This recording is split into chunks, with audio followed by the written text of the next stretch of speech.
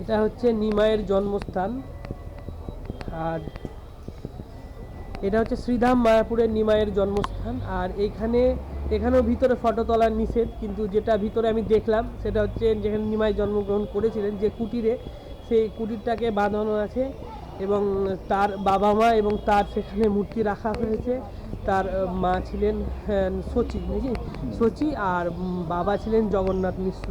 তো তাদের নামটা খোদাই করা আছে। তার সঙ্গে একটা শিবের মন্দির আছে, ভৈরবের মন্দির আছে এবং গৌড়র একটা কিছু মন্দির আছে, যেখানে মানে বিভিন্ন ধরনের মন্দির আছে এক কথায়, ছোটো বড়ো বিভিন্ন ধরনের মন্দির আছে। আর এইখানে যেসব ভক্তবৃন্দরা আসেন তাদের জন্য বা অতিথিরা আসেন তাদের জন্য এখানে অতিথিশালা করে রাখা আছে।